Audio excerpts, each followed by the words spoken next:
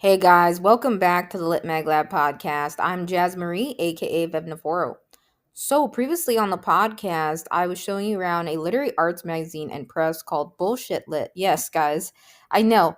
Again, some lit mags or journals have some pretty, fun names, absolutely, and yeah, it's totally okay. I think again, what Bullshit Lit and press does really well is highlighting and showcasing that it's totally okay to get funky with your poetry, to loosen up, to have fun with it, and don't take yourself so seriously. I think some writers again get too caught up in trying to get nothing but acceptances, or trying to they overthink things, and for some it's considered a competition, but you honestly shouldn't take yourself too seriously. You should have fun, let go in your writing, and the overall end piece or result of that is completely different night and day, when you really let loose in your work, and just again, don't think too much about what others will think about your work and things like that. I think we worry, as I mentioned this podcast, a little bit too much. It's important to be as comfortable as you are, being vulnerable and open in your work, of course, and yeah. So yeah, listen back to that episode. I'm sure you guys know, again, just sharing this again, totally. I've had others in my fam, when I started my own lit magazine journal and press, right? Dippity, when I started that and started, diving more into the poetry world and everything, my fam was like, everything I've been doing is bullshit. They were like that, it's all bullshit, and I think more so that was pertaining to, because it wasn't seen as, I think some families, the work you do or anything you do should, I think is perceived as having a dollar sign attached to it in some way or form, right? And not all work is like that, totally. But I think, totally, writers like to be paid for their work. Absolutely. In that sense, yes. And I think they should be, for sure. Not all lit mags and journals and presses can do that, and sometimes it takes a couple years or a while to really establish that, or a structure to be able to facilitate paying writers for their work. And one literary magazine in the community, I think, that has grown astronomically, or very quickly, and pays writers for the work, is Only Poems. So I wanted to take the time to highlight and spotlight Only Poems, just cover a website tour, go into the guidelines with you guys, and a couple things that stand out to me about Only Poems. I'm sure most of the community, if you've been submitting to Lit Magazine journals the past, two years or so, you've probably heard of Only Poems, right?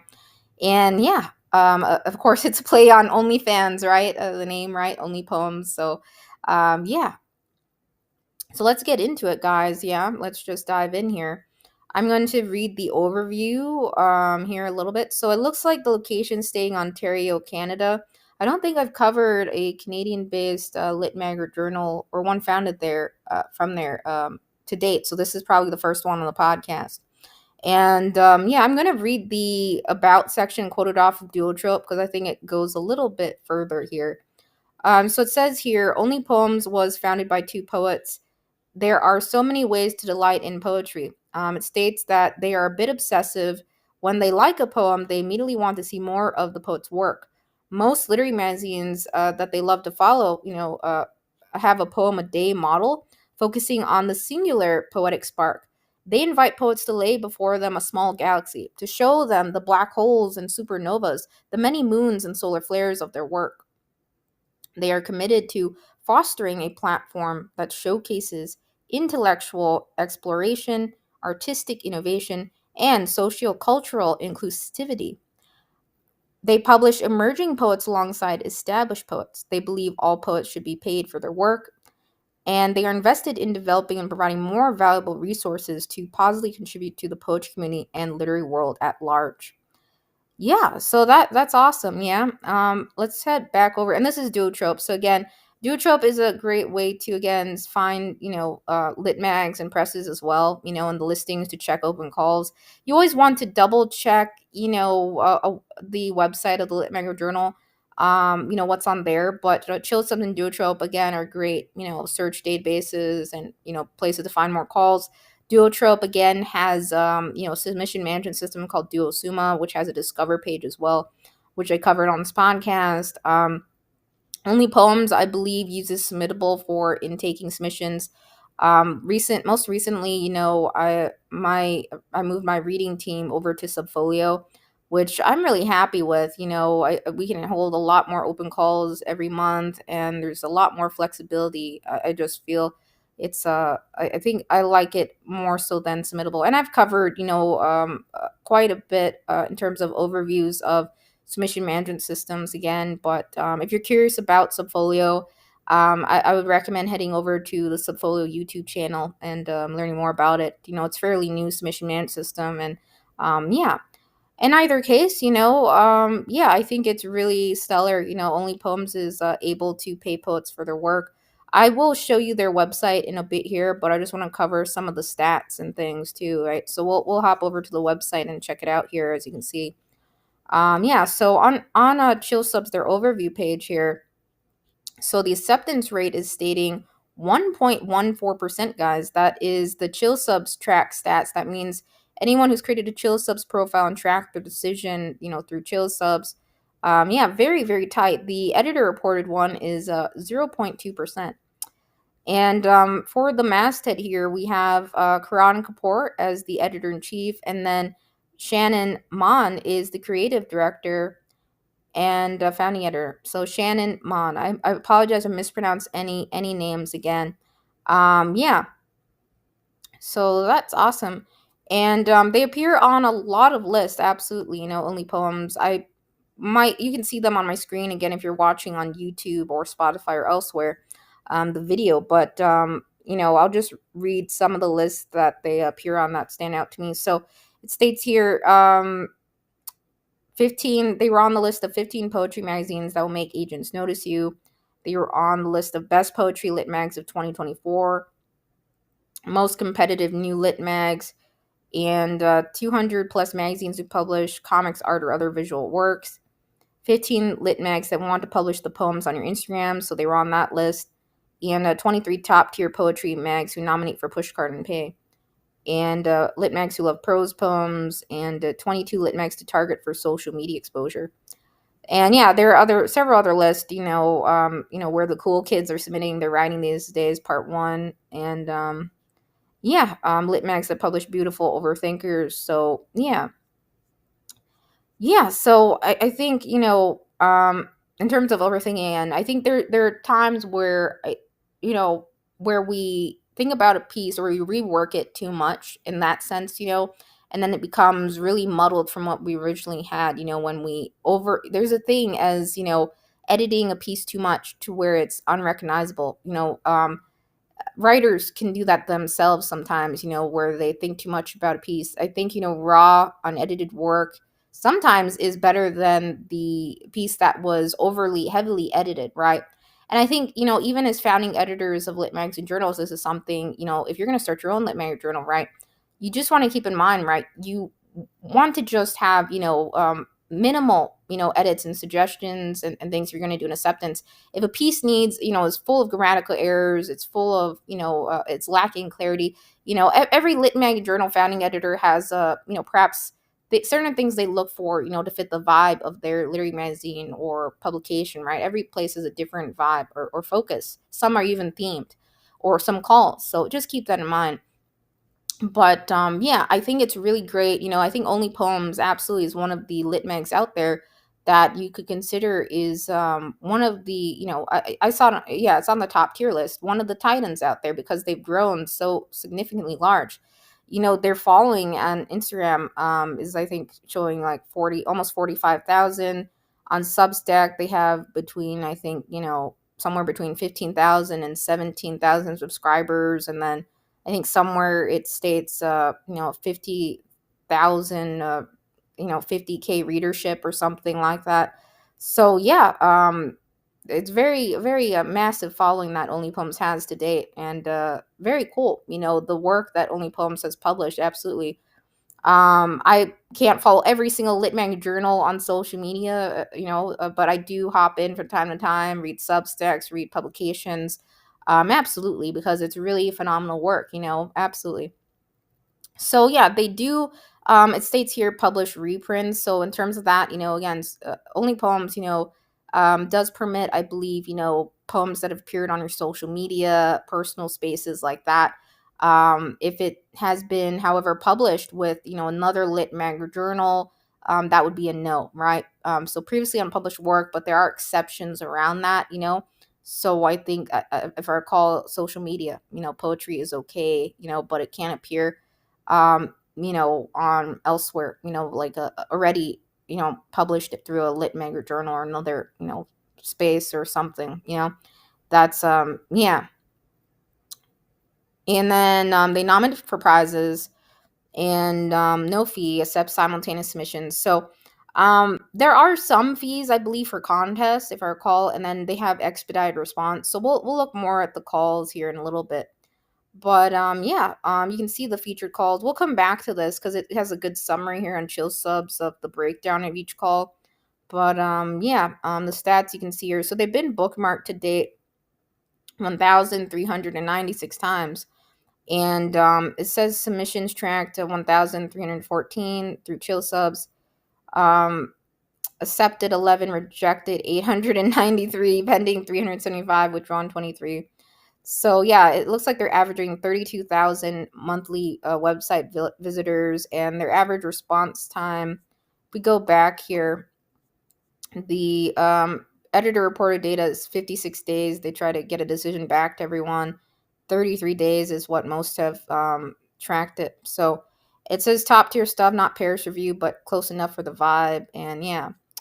So again, the stats here, these aren't by any means all of the submissions, only poems that are received since it's been open, I think it says here, 2023, right? Yeah. So yeah, this isn't by any means all the submissions received to date. This is just those who track their submissions decisions through Chill Subs, and keep tabs on it through the Chill Sub tracker, yeah. And not everyone uses the Chill Sub tracker. Some poets, writers out there, addition to this, they have an Excel spreadsheet where they keep track of everything. And that's because there are different, so many different submission management systems out there. Not every place uses Submittable, not every place does. So it's yeah. It's nice to have everything collectively in one place, like an Excel spreadsheet. And I typed an article around this and linked out some examples. Some posts in the community have some very cool trackers and templates that they've shared out for sure, around that. Yeah.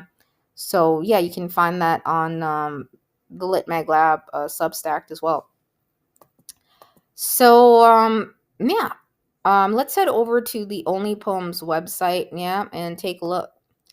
So you can see here, this is their main page, and you may recall this from a couple episodes back in the website builder episode where I was covering, various website builders, right? So Squarespace, which I think their site is built off of, was used to create this site. And then there's, WordPress.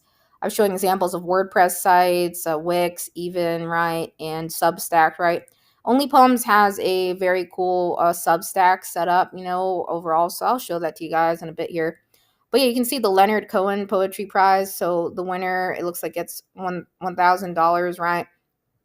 And then there's $250, and it looks like for times 10 finalists here. And yeah, so they do Poet of the Week and I think Poem of the Month at Only Poems. So that's really cool, yeah.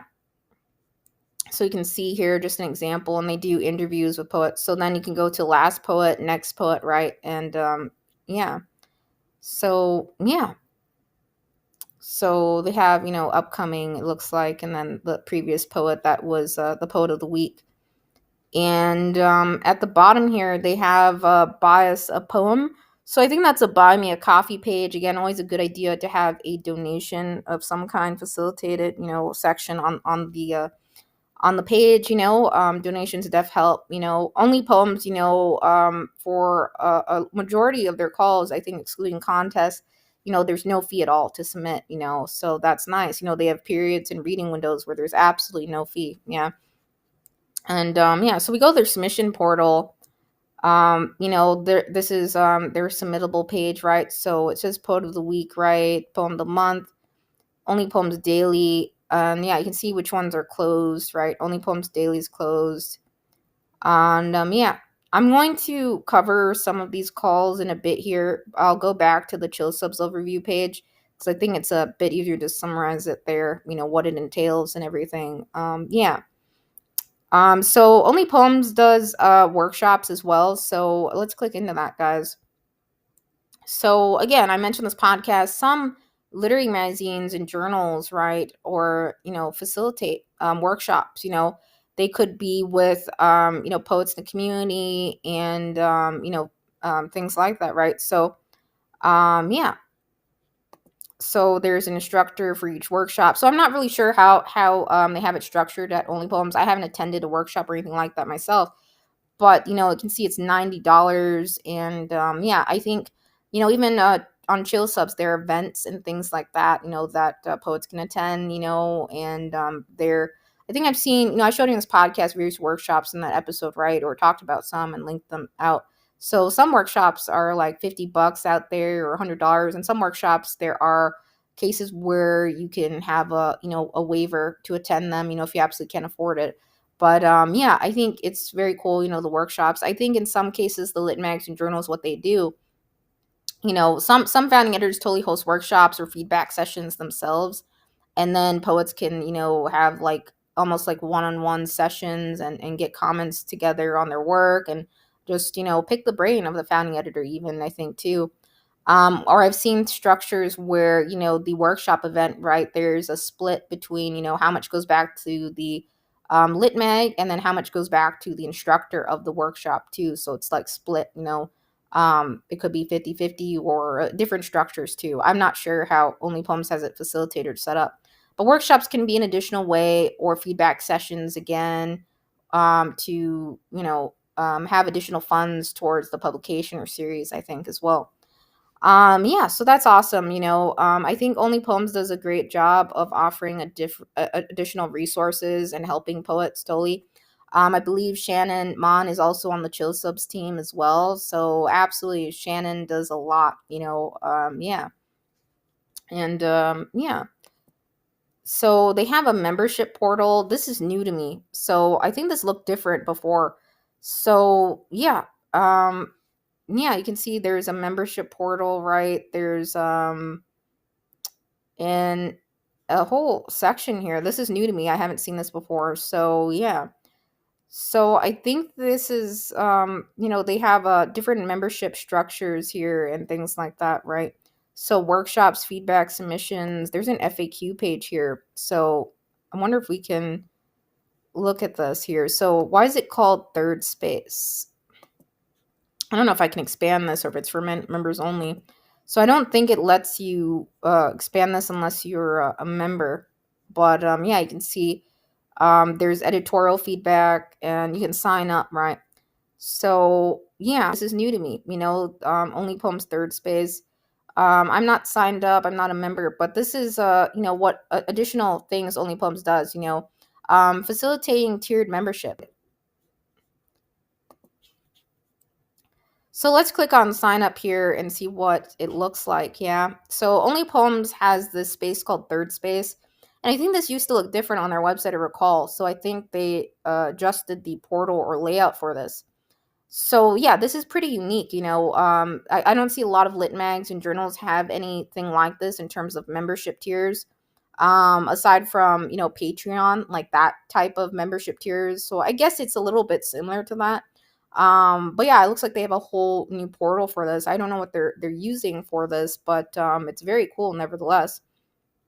So it looks like $99 a year on their membership, right? That includes free submissions via member only portal, share your work directly with editors. You get 22% off workshops, 22% off editorial feedback, 11% off merch. So it's a standard magazine membership with a lot of awesome perks. So $99 a year. Friend includes, that's their second tier. So this is the premium tier with all the standard perks plus fun freebies. That's everything in the member tier. One free workshop valued at $90, one free editorial feedback letter on 10 pages of poetry, which is a value of $149. One free list of 10 to 20 lit mag submission suggestions along with reasoning. And yeah, so it's $169 a year. And then there is a patron. So that's $249 a year. So it says, you rock their socks, and they're so freaking grateful. So it's everything in the member and friend tiers included, a special mailed gift package, and eternal gratitude. So yeah. So yeah, I don't see a lot of lit magazine journals having anything like this set up in terms of membership and tiers, or workshops, editorial feedbacks, all packaged together. Discounts on merch and all of that. I think this is a very unique setup. And yeah, sure, I've seen some Patreon setups like this a little bit. They have a whole portal for this, which their membership tier. I think this used to look different from what I can recall when I was on their website a while ago. And yeah, so I think if we go here,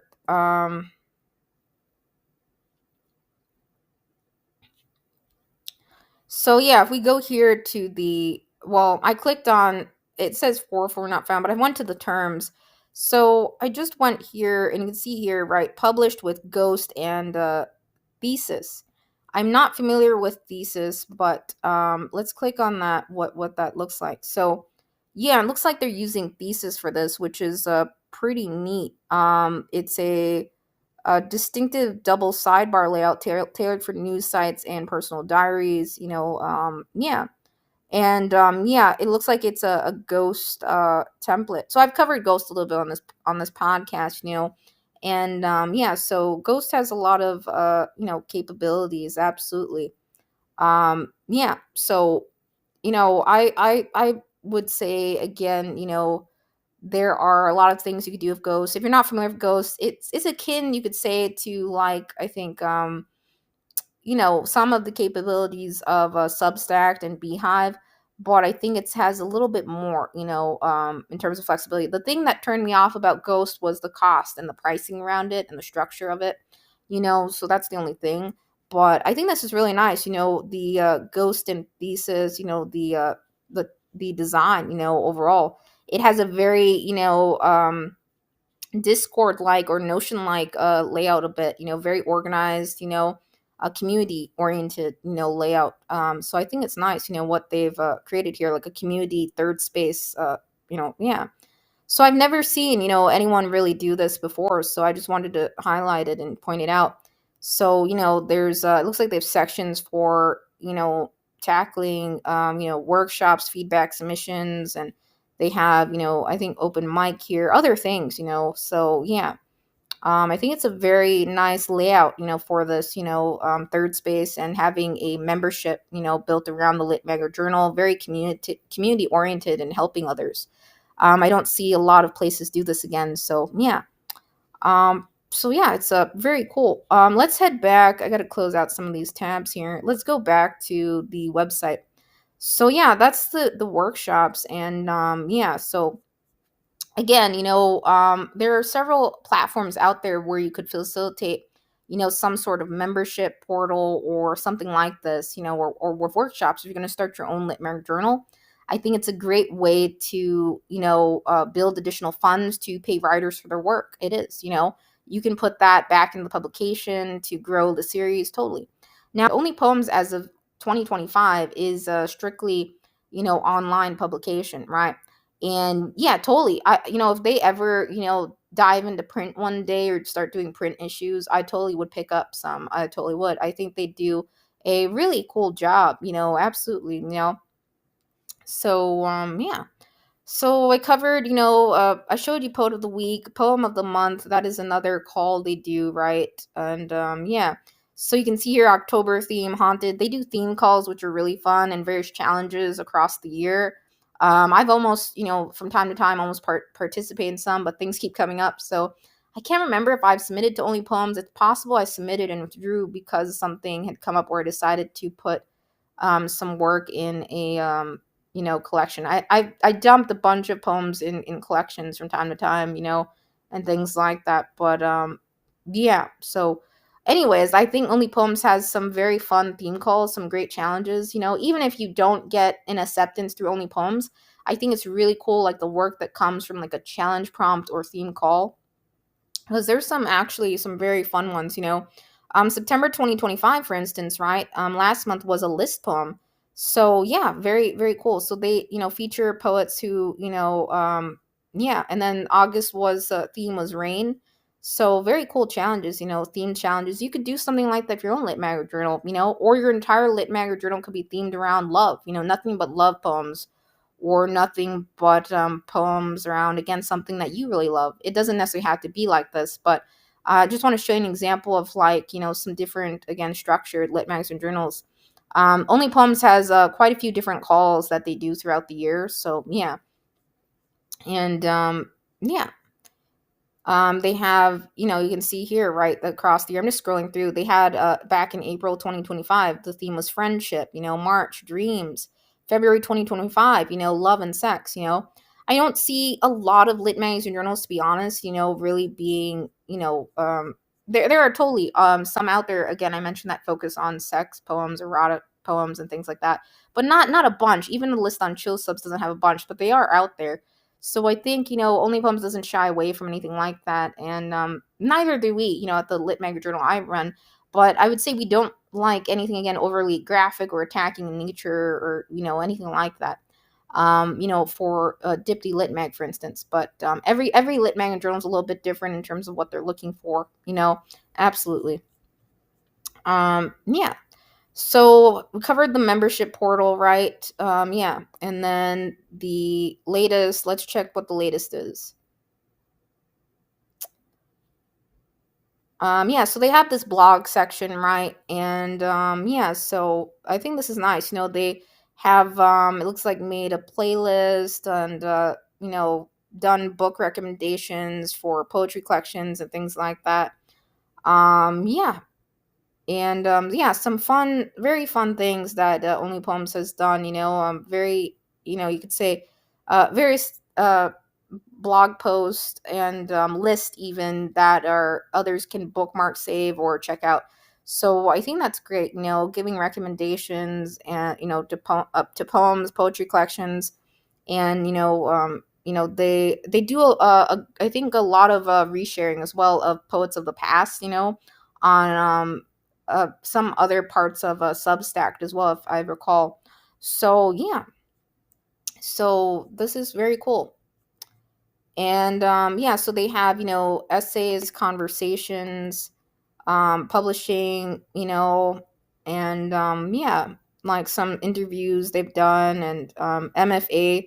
So yeah, in addition to workshops, like helpful workshops for others, they have MFA help here, MFA application help. So yeah, I really don't, again, see any other lit mag or journal really doing this, offering, additional help like this. So I think it's really beneficial. It states here, they know the process of applying for an MFA in creative writing can be overwhelming, confusing, and downright terrifying.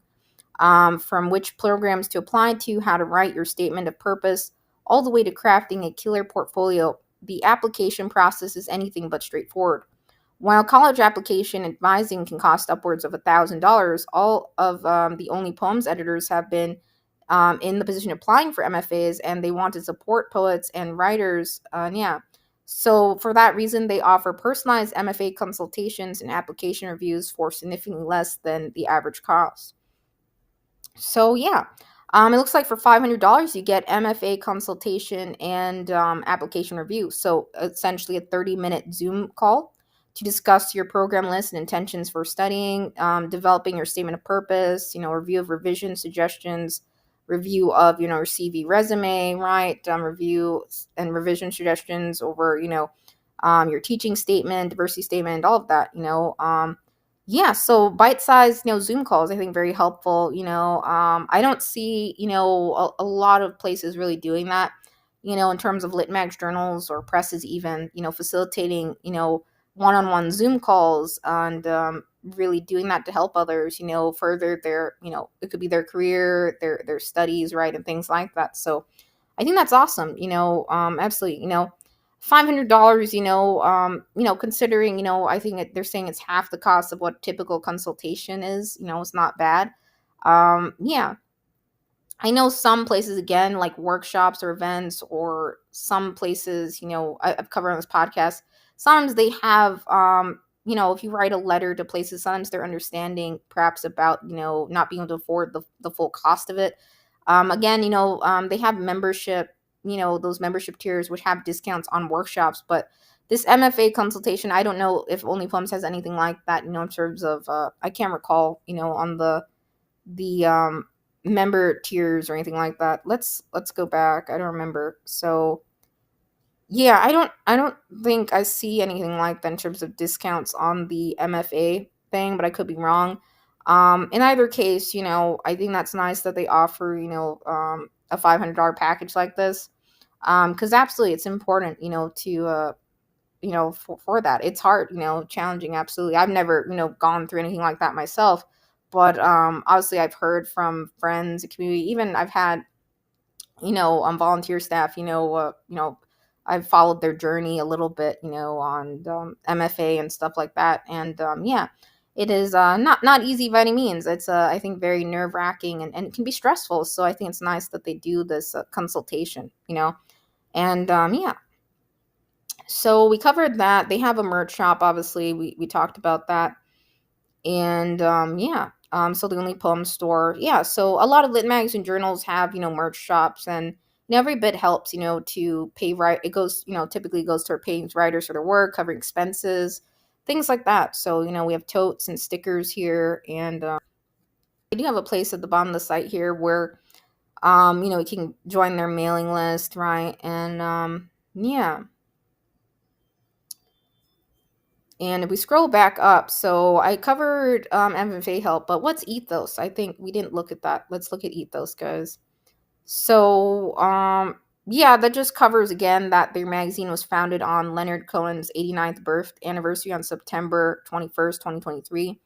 And yeah, they're based in Canada again. And yeah, so it just covers, the overview of it again, what I shared on Chill Subs.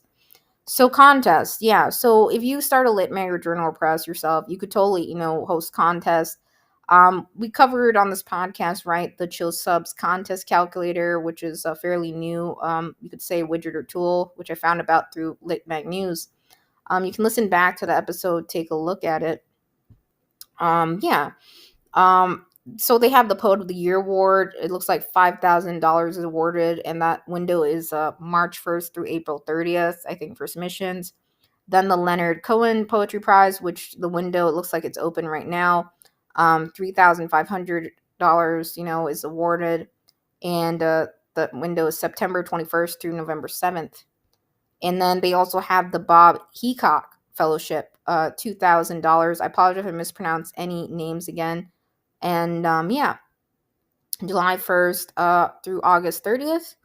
And yeah, so they have a lot of rather large contests. And yeah, so yeah, it says how they've designed their poetry contest without selling their souls. So yeah, they do judge their contest blind, right? Every poem is read by multiple readers. So yeah, that's the nice thing about submission management systems, again, like Submittable, even Subfolio, right? I'm sure a few other ones out there, not all, but you can conceal cover letters too. You can do that, and conceal information on some certain calls.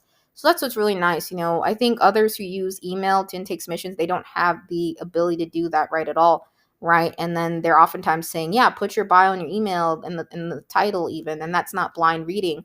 I think it's nice just to focus on the work at hand, to exclude the cover letter and everything from, that, and then final decisions, typically, um, absolutely, it takes time to contest in general, right? To really go through those very carefully when you're dealing with large cash awards and prizes. So I think blind reading is so important, and things like that. So yeah, for other calls, totally, I've seen Only Poems mention that they like to know, about the poet to learn more about them. Absolutely, their cover letter and stuff. So perhaps not all calls are blind or concealed, but some are absolutely. It looks like their contests are. So that's great. Yeah, it says contest should sustain a magazine, not exploit its writers. So again, they're independent, ad-free, reader-supported publication. Entry fees are one of the ways they fund their prizes and cover costs of paying contributors, keeping the website and newsletters alive, supporting editorial labor. Yeah, so they do have, some, right, entry fees for their contests. And that's typical of most lit mags and journals, for rather large cash prizes. That's nothing, new, obviously. There are some contests out there that have no fees at all, things like that. Um, yeah, but I've typically seen most larger cash awards have some sort of entry fee, typically. I'm sure you've heard of rattles and other ones, right? So, yeah.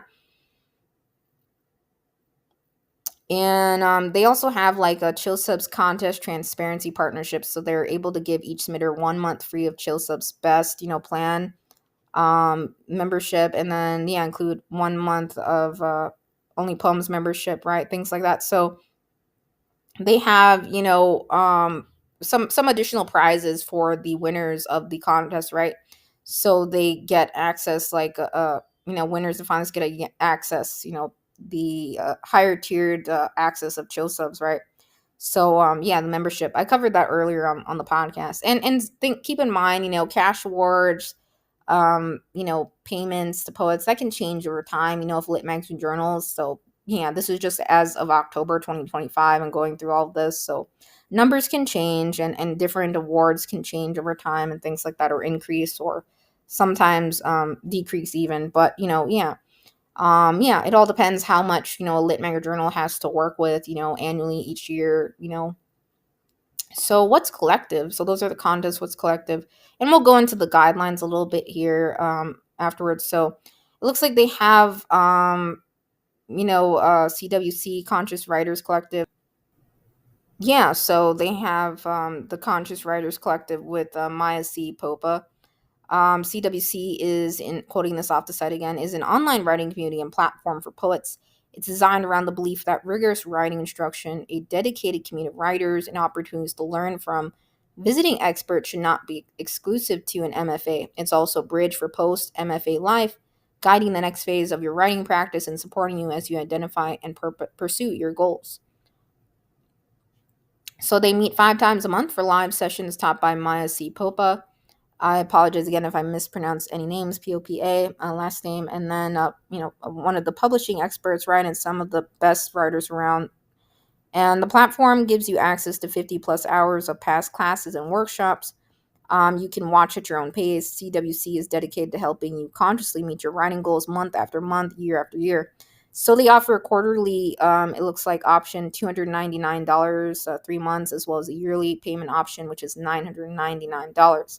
So CWC, yeah, that's very cool that they have. I've seen Only Poems, work with some really great poets and writers community to facilitate, workshops, classes, courses like that, right? So CWC consists of, right, visiting experts, craft classes, a course vault, feedback forum, workshops, again, group challenges, community collaborations, a publishing forum, and it says their office hours.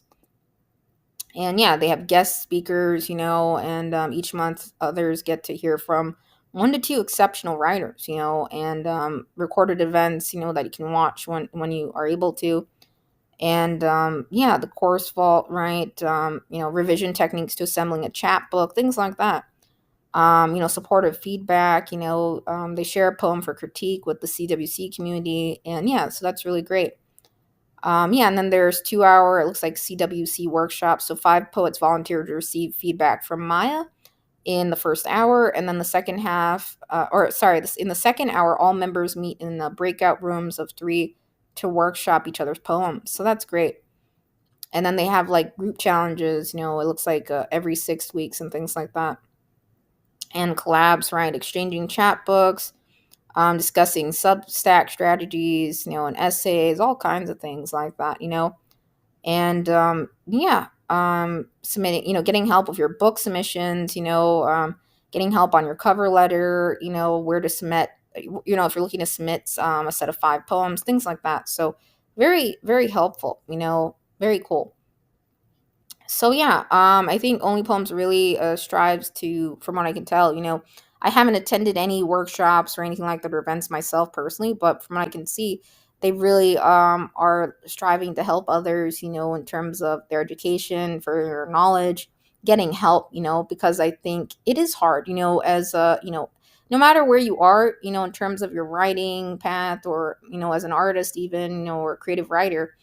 It can be hard, starting out, or if you're starting at a different point in time in your life and you need help, direction, or you're looking to, do knowledge exchanges. I think knowledge exchanges are very valuable, and just sharing. I don't think anyone should, withhold, knowledge and things like that. It's so important to help others and to, establish support around that. Some rather important things like getting help with your chapbooks, your cover letters, things like that. Giving others courses around that, workshops, and helping them with their poems. It's tough, to really get detailed feedback on your work and to get valuable insight on that.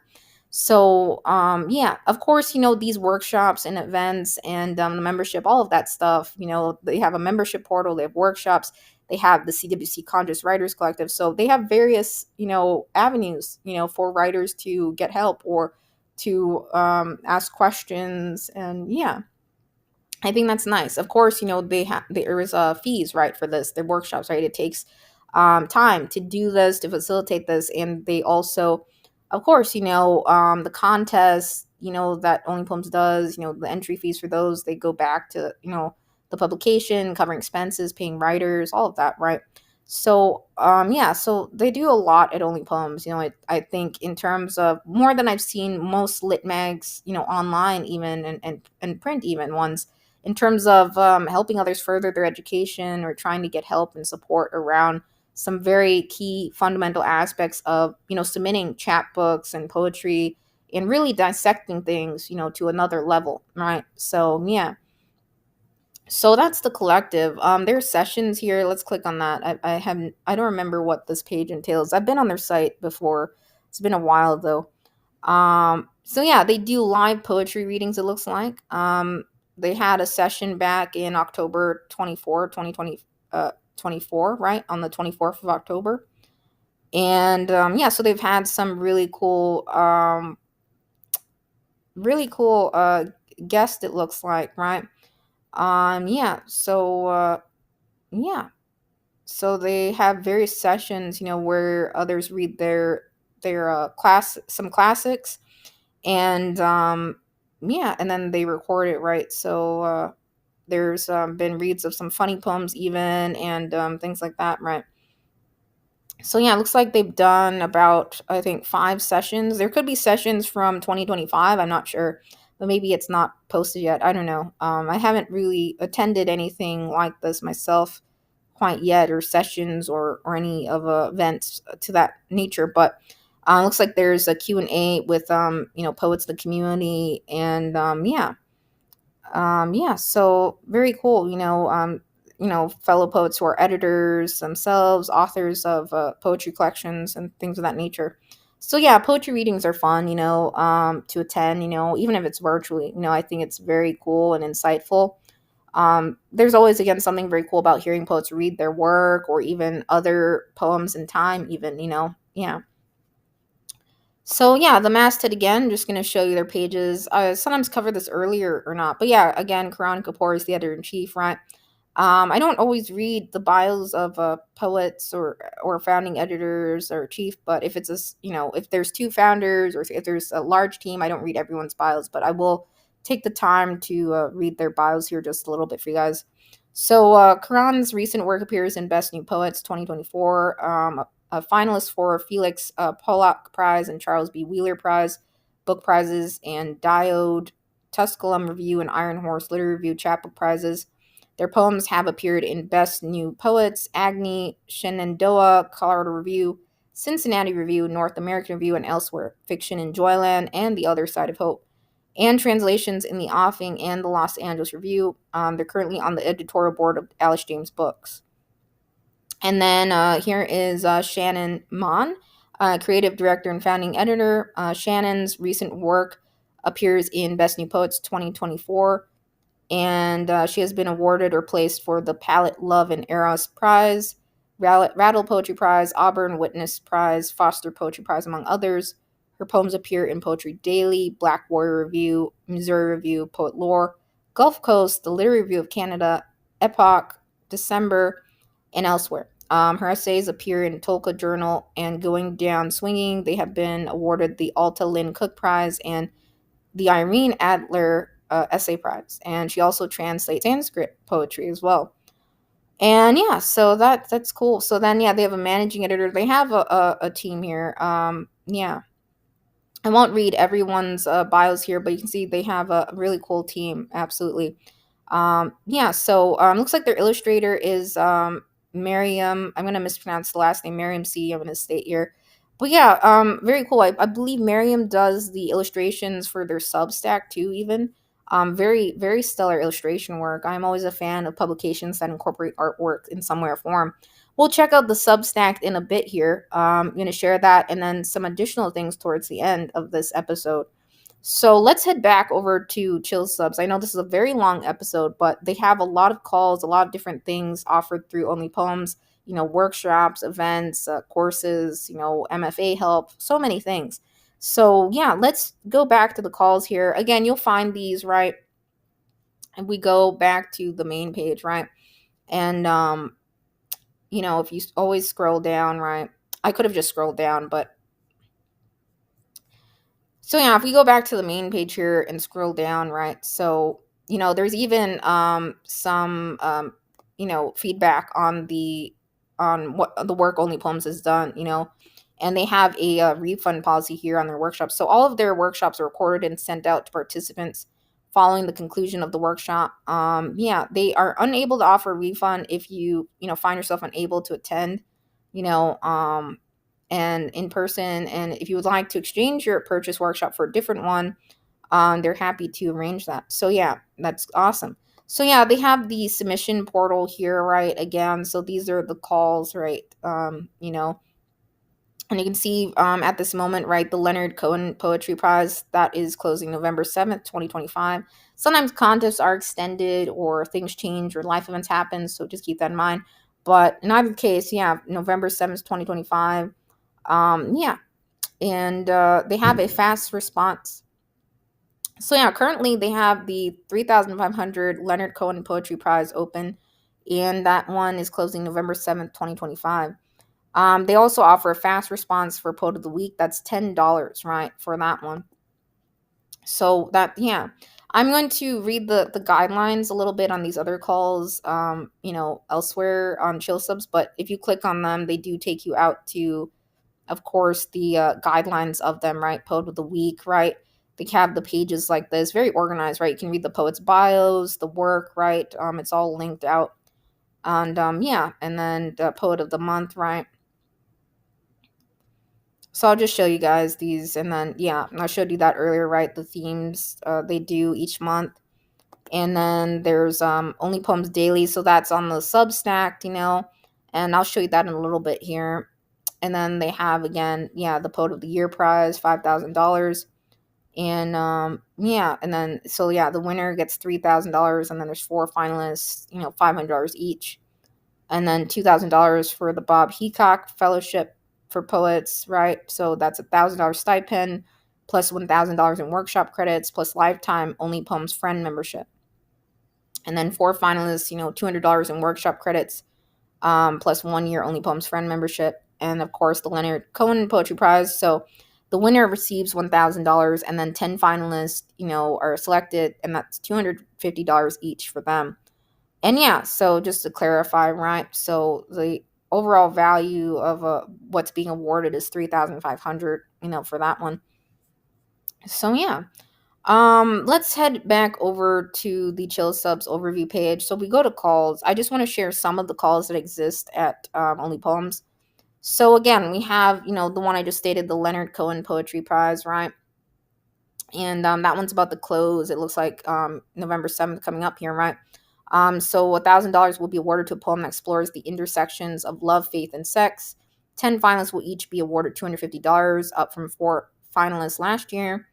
And yeah, so then you send up to 3 pages of poetry. It states here each poem starts on a new page.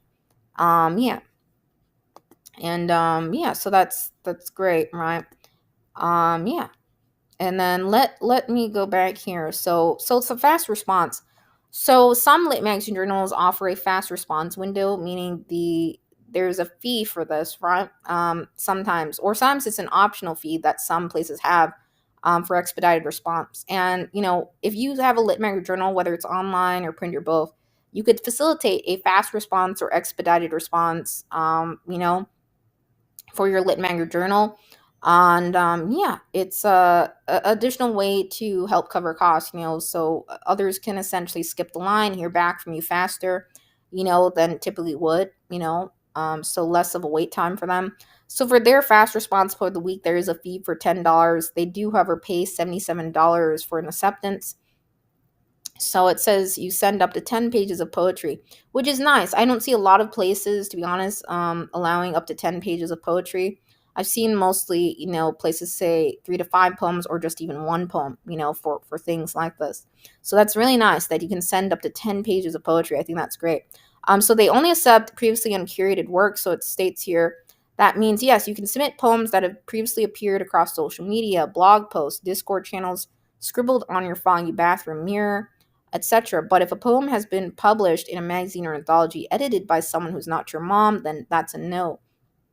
They encourage simultaneous submissions. It says, feel free to submit your work to all the wonderful places you think will be a good home for your work, And yeah, do not withdraw your poems if they're accepted elsewhere. They typically want to maybe work with you, before you withdraw and stuff like that. So just let them know, this poem received an acceptance from this place, and, they'll go from there, I guess. They do have free sub windows, Poet of the Week, right? That's closed right now, it looks like, right? There's no fee to submit to that reading period, right? It pays $77. It's stating most recently, right? On the last window, it looks like it's not open quite yet, Poet of the Week. Again, Poet of the Year prize. So again, the submission must be through 5 to 10 pages. The pay is $5,000. The fee is $18. And again, things can change. Contest awards can increase. Fees can change and things like that with contests. And, so just keep that in mind. This is as of October 2025. So yeah, they stating they want to publish poets who make a home in, their hearts or their voices and never leave. The poetry award is not for the single best poem, but rather for the poet whose body of work they feel will be full of one award-winning award-winning poem after another. And yeah, so yeah, it says Indie Lit is full of award-winning poems, while awards for poets are reserved mostly for their books. So yeah, they really want to, award a Poet of the Year prize. I think that's very unique. Poet of the Year, the Poem of the Month series they do, and a Poet of the Week. Very cool. So yeah, the Poet of the Year prize, $5,000. That's really nice. And yeah, not a lot of places again are able to pay writers, like $77 per piece, right? Poet of the Week, and there's no fee to that. And Poem of the Month, it looks like they paid $33 per piece. And I think they permit up to one piece for that. So typically Poem of the Month, I believe that's the theme challenges you saw there, right? So October, I think it's showing the theme is haunted, right? And yeah. If we go back here, so yeah, if we go so that's open the first week of every month with a different theme, right? So yeah, it's free to enter that one. So yeah, always, that one's a lot of fun, I think, for sure. So yeah, that one's a lot of fun for sure, Poem of the Month.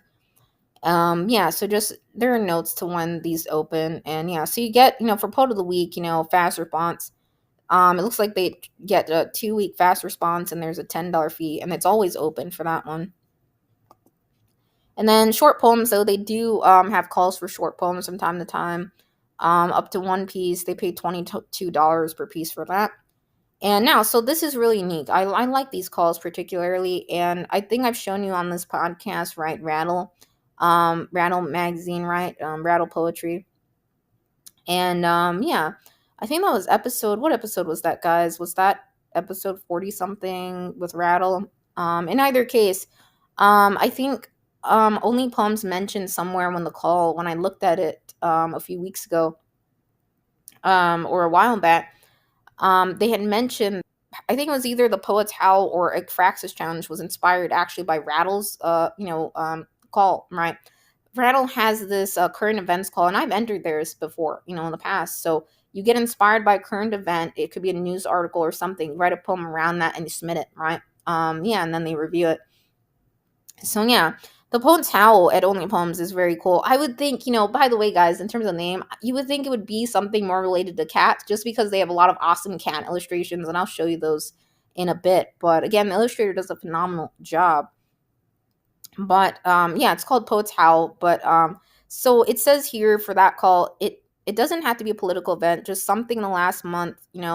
The more recent, the better. So yeah, so I believe this is again tied to current events, similar to Rattle's news call, right? Writing poetry inspired by um current events. I think that's a great way, to highlight, what's happening in the world, currently, and I'm creating writing around that. I think is very can be very powerful and impactful. Absolutely.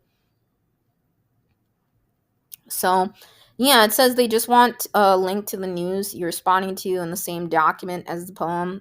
Selected poems will be published on Only Poems Daily. That's their brand new Substack and shared on their socials, and they have over 50K plus readers on following them. And then submissions are free, right? They pay $22 per accepted. Looks like current events poem as of October 2025. For this is when I'm reading all of this. So yeah, there's an optional $5 tip jar. And yeah, optional tip jar is very helpful. If you're going to start your own literary journal, totally. Through Submittable, you can have additional optional check boxes. I think it's easier, like Subfolio, that we're on and we moved off of Submittable, right? So Subfolio, there's always an option for others to, leave a tip. They can also, change their tip amount totally. Through Subfolio, it's very, very easy, I think, and nice. I think with Submittable, you really are limited in terms of how many check boxes you can have, how many form fields, right, on the most basic plan. So yeah, that's why we left Submittable. I think it was very restrictive and limited on the plan, and our bill didn't change on Subfolio at all. But anyways, yeah, always a good idea to have a tip jar or maybe a donation page. So Only Poems has a buy me a coffee page linked out, and they also have reminders to you can leave a tip, right, in addition to when you submit. And now, so then we go back up, Ekphraxis. So again, Rattle also has a very cool Ekphraxis challenge. I've entered Rattle's Ekphraxis and current events challenges because it's fun. We as founding editors, have you seen, I've read on this podcast, right? We, can submit to places ourselves. It's fun to do so. I've taken a break from submitting to places personally. But I've done so once in a blue moon. We'll see. Absolutely. It's a lot of fun. Challenging. These calls, right? So, if you're writing in your journal, if you're someone who loves art, right, totally, you could do an Ekphraxis challenge, right? So the way Only Poems has it structured for theirs, right? So, and states a reminder, ensure you have rights to use the artist's work for the purpose or that the piece is in the public domain. Give credit in both cases. Include either a link to the artwork or upload a picture that you're responding to in the same document as the poem. Selected poems will be published on Only Poems Daily, yeah, and on their brand new Substack and shared on socials, where they have again over 50K plus readers, and yeah, submissions are free. They pay $22 per accepted poem. There's an optional again $5 tip jar. So yeah, that's great. So I really like the Ekphraxis and Poets Howl current events challenge, and Ekphraxis getting inspired by artwork and then creating a write around that. I think really cool calls. I've seen Rattle do this as well, and a couple other lit magazine journals I know that I've interacted with have done artwork prompts and calls totally, and it's a lot of fun. We've done that at Dipty from time to time. Working with artists and doing a call around others getting inspired by their work, right? Totally. It is a lot of fun. If you've never participated, if you're a submitter listening to this, you've never participated in a Fraxis challenge or current events, challenge, try it yourself. I think it's a lot of fun to do so. You may surprise yourself the right that comes from that, and yeah. So yeah, those are that. So what else do we have here? We have the Bob Heacock Fellowship for Poets again. That's it looks like pay is showing $2,000, fee $18, right? So in its inaugural year, the fellowship offered a $1,000 cash prize, $1,000 in workshop credits, a one-on-one conversation with Bob Heacock, and yeah, and a full year to develop a new portfolio of poems, and yeah, and you'll receive a lifetime membership to Only Poems, and along with a space to share your work, and Yeah, they welcome poets at any stage of their practice or writing in English. One poet will be selected for the 2025 fellowship. Five finalists are also recognized. Yeah, so that's great. Um, a year-long invitation to write with funding, education, mentorship, and a community that cares. Yeah. So yeah, I think this is this a duplicate entry here? This might be. I don't know if that is, but yeah. So yeah, short poem, and then yeah, haunted, right? Again for their themed calls, right? So every month they feature a poem of the month. The October one just closed, I believe, because it's only open right the first week of the month, I believe, right? So yeah, the poem of the month is accompanied by both a contributor and editor's note and a custom piece of artwork created by Derek Mueller. Yeah, so that's awesome. So they may have, I don't know if they have multiple illustrators or yeah, I saw one. Maybe I just didn't scroll through the full masthead, but yeah, they have some really stellar artists they've worked with. Absolutely, at Only Poems. A huge fan of the artwork. I myself am formerly again a cartoonist that can't draw anymore because of some things that happened in 2020. But love seeing publications incorporate artwork. Again, I would recommend listening back to if someone who loves art, check out the episode Bloodletter magazine. Very cool. So yeah, I think that's awesome, right? So you get, a custom piece of artwork, right, created. That's really cool. And yeah, so I won't read all of it, but yeah, love the theme calls that Only Poems does. They're very, very cool again. So yeah, I think I covered all of the guidelines. I know it's a very, very chunky episode again, but I want to take the time to share this. So yeah, and then of course, poets have plugged in their publications here. Some who had accepted work, absolutely. And yeah, so it looks like a lot of poets have recommended Only Poems, absolutely, right? And yeah, 93%. Yeah, that's awesome. So what else do we have here? I think that's pretty much it. So I'm gonna cover the Substack now of Only Poems. Now I mentioned Substack a couple times on this podcast. Some lit magazine journals, right? They solely use Substack for their publication, and that's awesome. Or some lit magazine journals do what Only Poems does. So they have a website, but they also have publication or series out on Substack, right? And yeah, so I would recommend listening back to the Substack episode I did. you know um I think the audio version was trying to remember what episode it was, guys, for you. I think it was episode 14 where I covered a Substack, can it be a home base for your lit mag or journal? And I think I did a better job of covering website builders in episode 72. My thoughts on Substack goes towards the end, showing you examples of some Substacks and other websites across that. It was nearly, I think, 2 hours long, that episode, but yeah, I'm just trying to cover various website builders or ways to create your publication if you start your own. So yeah, they have this Only Poems Daily. We'll go over there and check it out. So this is Only Poems Daily.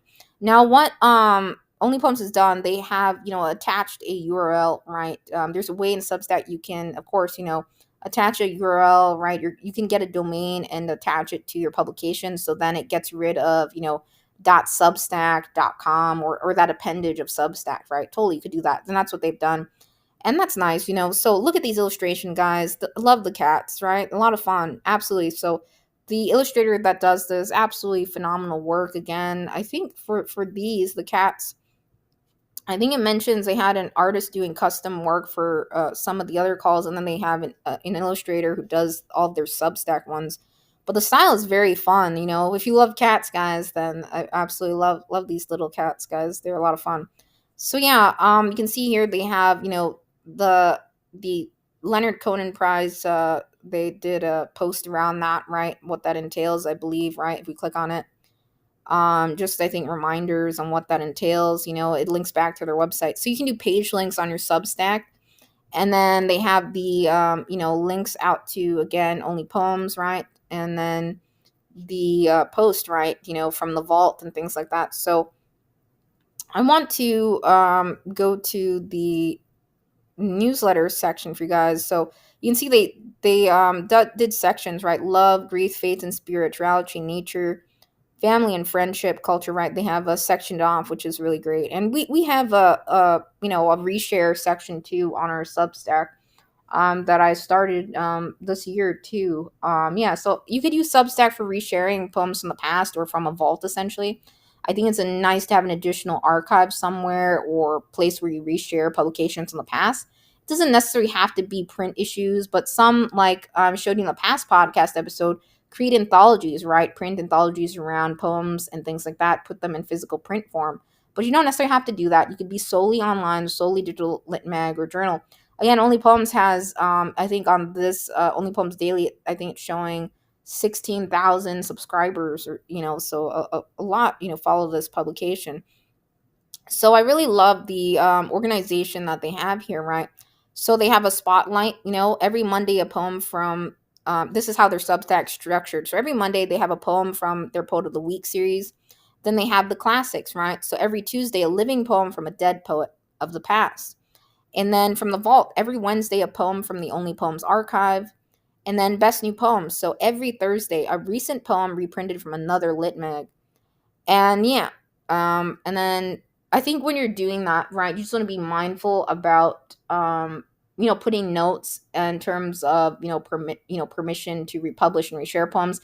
Some poems have some reshare terms along them, and it's important to specify, of course, where the poem originally came from. And they do that, I think, on Only Poems at the very bottom. They put, where it originally appeared, all of that stuff, right? So just keep that in mind. But some poets, if you're ever sharing poems from poets who are alive, there absolutely are some terms and conditions, typically in reshare permissions, you have to be very mindful of, especially when you're doing, podcast series and things like that, and resharing things, or even resharing things on things like Substack even. So sometimes, poet, you could just link out to it or something too if you do reshares in your own like blog or newsletter space. It all depends, but yeah, anyways, that's awesome, right? So yeah, um, poetry and translation. So every Friday, a translated poem, and then short poems. First Saturday of the month, they'll publish a short poem less than 10 lines or 100 words.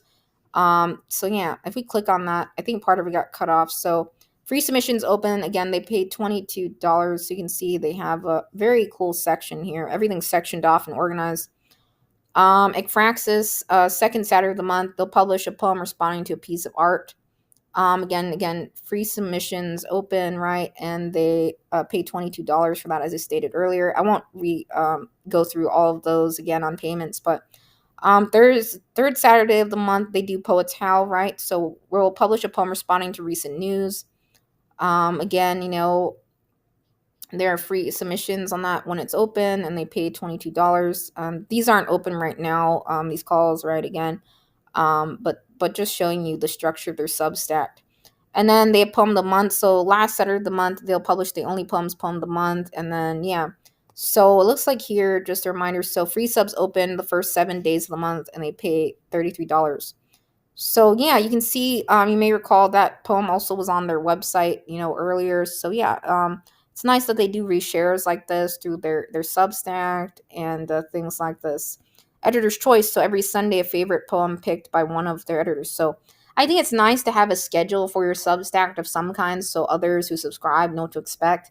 I personally haven't done anything like this with my own, a Substack for Dippy, However, I think it's mostly because I've had so many life events and things come up back to back. But absolutely, I would recommend, you have some sort of publication schedule or structure of some kind.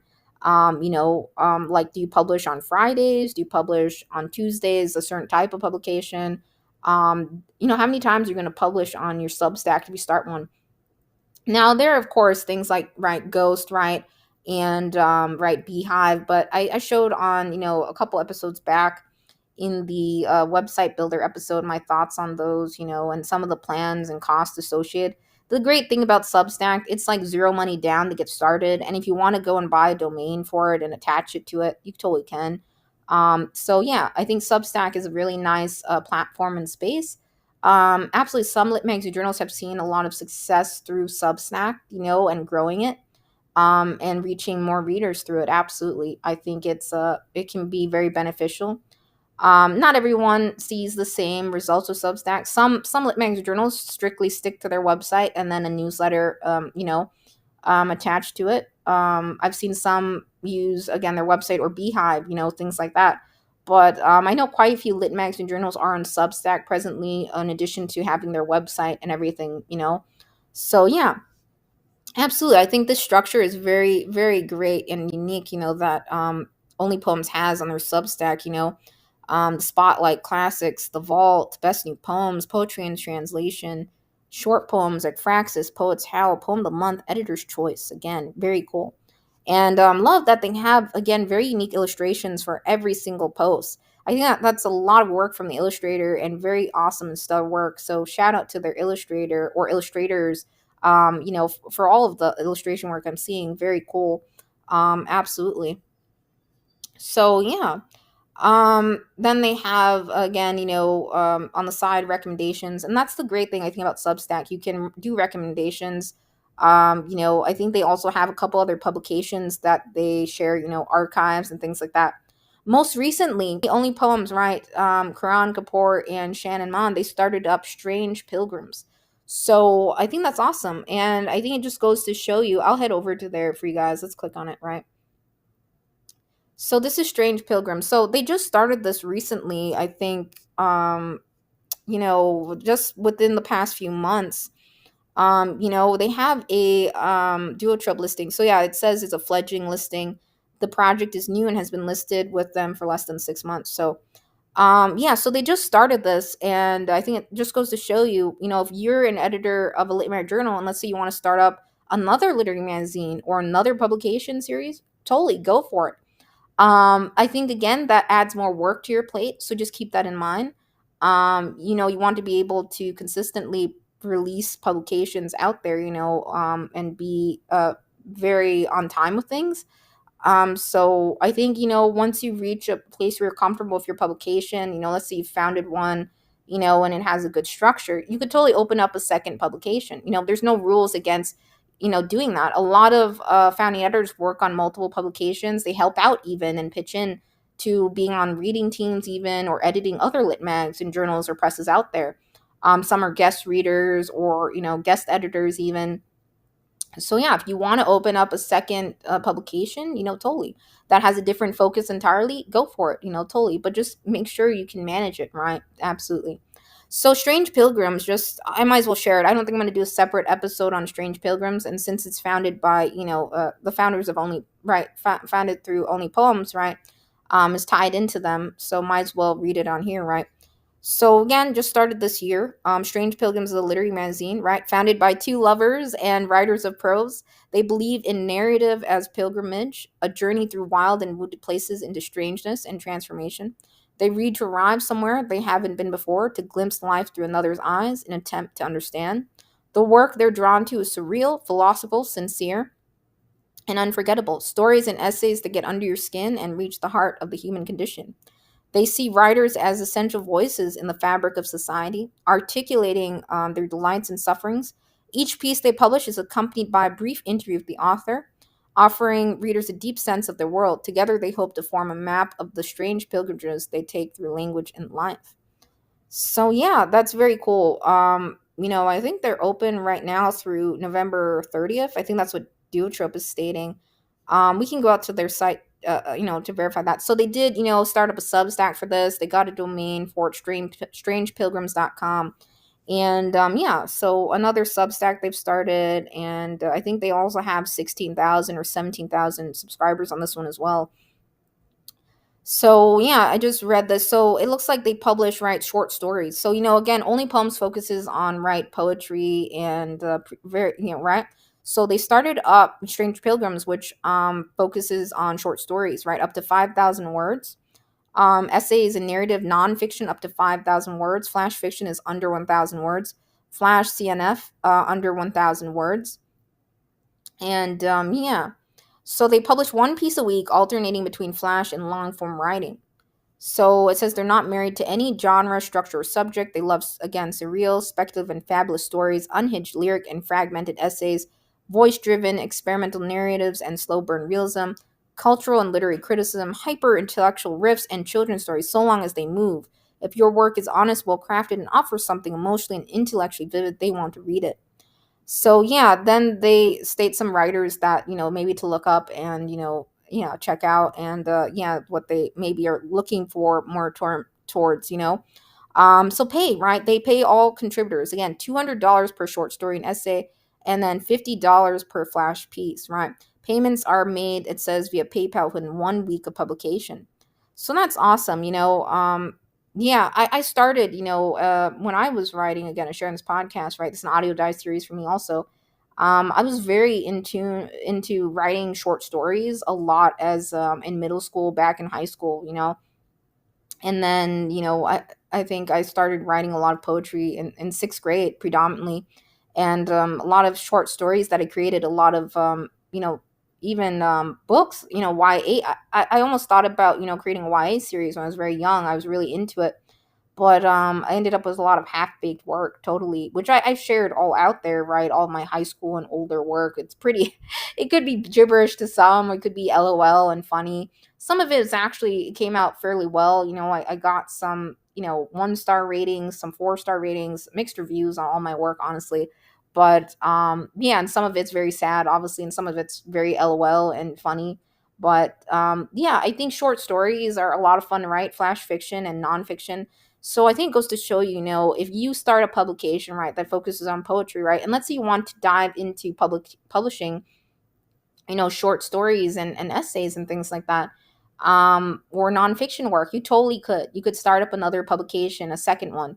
There's nothing, there's no rules in the lit mag world that you can't do that, right? Nothing like that. So yeah, there are some editors who have founded multiple publications or co-founded them, right? And very cool, so they welcome submissions from anywhere in the world, right? Very nice. I love the name again. So we have Only Poems and we have Strange Pilgrims. So my dad would love that name, Strange Pilgrims, just because of a joke we had this last year for sure. That came up like quite a bit, actually, LOL, like several months prior to this. So that was like LOL. So yeah, submissions are always free for general categories. And yeah, it says, again, you can become a paid subscriber, leave a tip, or request paid editorial feedback. Their general response time for Strange Pilgrims is 4 months. It looks like, within 4 months. They offer a $10 fast response option where they'll respond within 4 weeks. So different from their Only Poems fast response option, which I think was showing 2 weeks. So then Strange Pilgrims was showing 4 weeks. And that makes sense because they have two publications they're overseeing, right?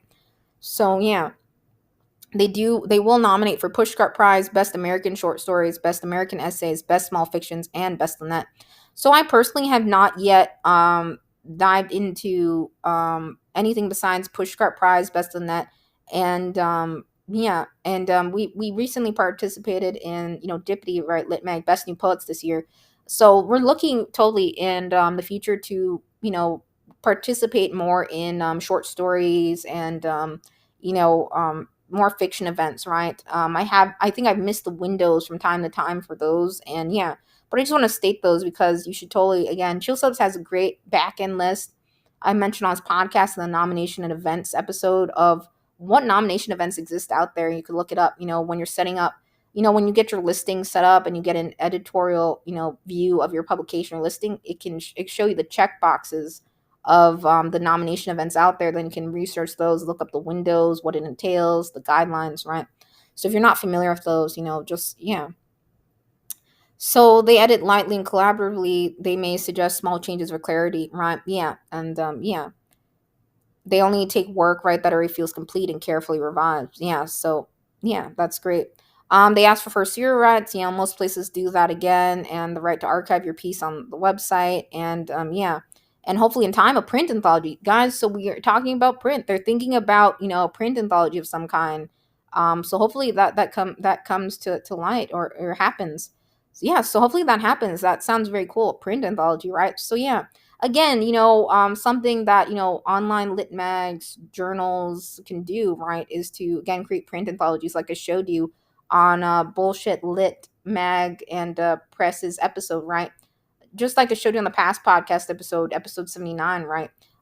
taking those and putting it in anthology, a print anthology that others could purchase is really nice, I think, because others totally, till today like print copies, right? Or yeah. So Strange Pilgrims takes its name from Gabriel Garcia Marquez's, I apologize, I completely mispronounced that name, lesser known short story collection. He remains their greatest influence, and the title is a small homage to him. So yeah, that's where the inspiration comes from Gabriel Garcia Marquez's, I believe. I could be mispronouncing that last name, Marquez. And yeah, I apologize. I'm so sorry. I completely mess up names. But yeah, that's awesome. So yeah, yeah, again, so then again, we have Karan Kapoor and Shannon Mon, right, overseeing the publication and illustrator, right? So Miriam, yep, does the looks like illustration work. Yeah, so she is an illustrating cartoonist at Chill Subs and Only Poems. So really cool. Miriam's work, I must say, is phenomenal, right? So shout out to Miriam. Love, huge fan of your illustration work. It looks really cool. Yeah, absolutely. Very fun. So yeah, Miriam is appears does all of these really cool illustrations, for yeah, the publication and on Only Poems, right? So I love these cat illustrations. So let's click into one of these. I'm going back. I got off of Strange Pilgrims, but yeah, totally check out Strange Pilgrims. It just started up this year. Really cool. They have, again, everything laid out, an FAQ section, same as you would see it on a typical site, right? But this is based off of Substack, right? So yeah, you could set up sections on your Substack to have FAQ and things like that. Yeah, so it's just starting up, getting going, right? So very cool again.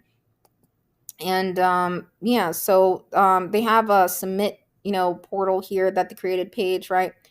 Regular free submission or fast response submission. I'll show you this real quick.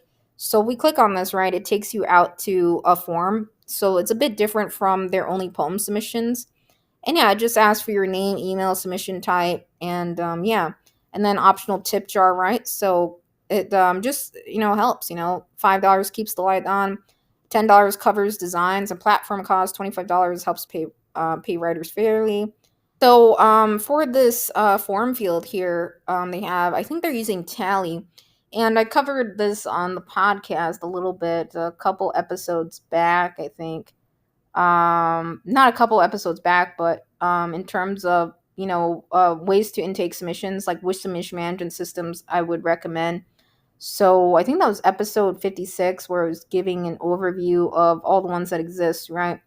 So yeah, Tally was on the list. I think this is a Tally form, if I what I recall, that they're using. So you could do embeddable forms like this, or link out to forms, yeah, so you could, link out to forums like this, and yeah, you don't necessarily have to use. So Only Poems has submittable, right? For intaking, right, their poetry submissions, their contest calls, poet of the week, poet of the month. But then for Strange Pilgrims, it looks like they've set up a tally form. I don't know if they'll ever change this. I've seen some publications, they've totally use their submittable to intake everything together, but considering they're separate publications, it makes sense for them to divide that separately. And yeah, like with Subfolio we're on, we have Dippity Litman and Dippity Press. We don't have separate submission management systems for that. We house everything together. However, there are some on the Subfolio platform, for instance, that, Tupelo, I apologize, I'm mispronouncing names, Quarterly and Press, right? They have two separate ones, and that increases your bill when you separate out publications like that. Tally, I think, is very inexpensive. I've seen, and very reasonable, cost wise and friendly, I think. So, not too bad, I think I've heard some using it too in the community. So there are other ones, in terms of form builders. You don't necessarily have to get a submission management system, but I think submission management systems are great. In a sense, you aren't, juggling again, email and stuff. Even form builders are a step up from email, right? Like this is really nice. So I think this is a tally form. So yeah, it looks like they are using this for Strange Pilgrims. So very organized and easy to find everything. Yeah, absolutely. So yeah, we'll go back here to submit again. I may have missed something. So yeah, they have fast response option, that just, again, is where you put, you enter your information, right, like that. And yeah, so we go back one more time here. I lost the tab I had open. Sorry, guys. Yeah, so then they have the guidelines again, right? Just outlined and reminders on what they publish, right? Rights, all of that. And then, so you can subscribe. So yeah, very organized, submission portal, yeah, so you could do something like this, with a form builder. So I'd recommend looking back at that episode 56. I can't fully remember Tally. I haven't looked at Tally myself or used it, but I've heard a couple in the community using it. I think this is based off of Tally. I could be wrong. Tally is a form builder, Yeah, so check out episode 56 if you're curious in setting up something like this. I cover a couple different submission management systems and form builders, but very cool, everything that Only Poems and Strange Pilgrims has going on. So we have two publications here that they oversee, a lot of really cool series, absolutely, right? Yeah, so I just wanted to show you, Only Poems Substack, what they've done. They have an illustrator on their team, and I think again, artwork is a great way to incorporate and inject some more fun into your publication. So yeah, very cool, absolutely. So let's go back. Check out Strange Pilgrims again when you have some time. Just started, right? I think they're intaking submissions as we speak. I don't know the exact window. Did I mention it to you guys? I don't remember if I shared it with you guys at all. Yeah, but yeah. So yeah, the deadline is November 30th again for Strange Pilgrims. It looks like, right? So yeah, they focus on flash and long form. Very cool. Yeah, essays, nonfiction, short stories, fiction, CNF, right? And most importantly, right, absolutely, writers love to be paid for the work. I think it's very important for writers paid for work. The publication I run, Dippy Lit Marion Press, right, we're nowhere near being able to right now. Not all publications can do that right off the bat. It takes some time. But I think Only Poems, has facilitated a great structure, an example of, again, what is possible, in terms of, a lit mag or journal or online, what they've done to date is very amazing, absolutely. They have workshops again, a membership portal, right? They're doing poem of the week, poem of the month. They have contests, multiple contests that they're overseeing. And now they have Strange Pilgrims, right? So going beyond poems, right? They're doing, at Strange Pilgrims, right? Again, long form flash, I think short stories, essays, nonfiction, CNF, right? Fiction. And the amounts they're paying are very nice. Not a lot of places, um, are able to do that, pay writers for the work, and yeah, but actually there are again, you can find places on chill subs through a duotrope or dual soma's discovery page, even submittables discovery page, subfolio's discovery page. We're on subfolio. So a lot of, again, I've covered this podcast, ways to find calls that pay writers for their work, how to avoid, how to filter out for places, and things to be mindful of, when filtering and searching for places that pay you for your work, and things to watch out for, absolutely. It's always nice to see a visible masthead to read about the whole team and all of that, so everything's very organized and laid out. I think they do have a YouTube channel where they just do reads and things like that. I think Only Poems does a great job of managing their social media, all of their accounts and everything like that, right? So they're on top of everything, yeah. So I just wanted to cover Only Poems because I think they're one of the few places out there that really, takes the time to facilitate workshops, additional educational resources for others, and things of that nature, MFA help, the collective, right, the sessions, all of that. It's a lot. The membership portal is very unique again. So, there are various ways you could facilitate some sort of membership structure, again, with your own lit mag or journal if you're looking to start one. The most common way I've seen is through Patreon. However, I really do like the setup they have in their membership portal with a ghost, and it looks like they're using a thesis, I think, template, or a design template that, and there are multiple ways you could facilitate something like that. But yeah, like a community portal of some kind. Again, so many great platforms and services out there, but it all ultimately comes down to cost, what's possible. It takes time, absolutely. Not every lit mag or journal, in the first couple years is going to be able, if you want to start one and pay rights work, is going to be able to do that. Some founding editors totally have taken out of their pocket to start things up, or or have raised money, done crowdfunding, you know. I think Shannon Mon had that article I shared right on this podcast or plugged in the description back on the nonprofit status episode, right? Just in 78, an episode back, or two back, right? Why they decided not to become a nonprofit, right? Because of penalties, right? And some of the risk associated there.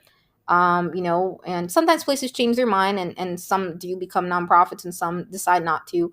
I've shared probably not to at this time either, Dippity, but yeah, and then, a quote from that article that I always remembered, she mentions, right, we're in the business of losing money, actually, it's very challenging, running a lit mag journal. Shannon, Mon, and several other founding editors have mentioned again these shoestring budgets that we have to work with. It takes, a lot to really facilitate contests and calls of this size, right? Several $1,000s or anything in that range of $1,000, awarding to poets and writers and facilitating workshops. There's a lot of moving parts when you're dealing with workshop sessions and one-on-one Zoom meetings and calls. So I think they've really facilitated a great community, a membership portal and things of that nature. So very community focused in helping writers from what I can tell.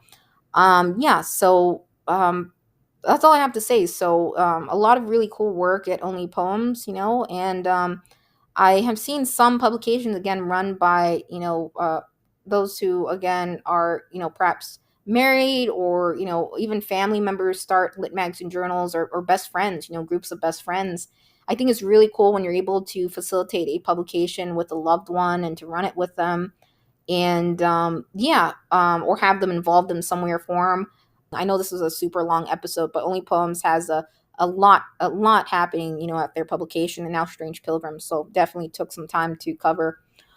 So, it helps to have a volunteer staff, absolutely, to sustain a very large publication. And if you're able to pay them, that's great. If you can't, volunteer run,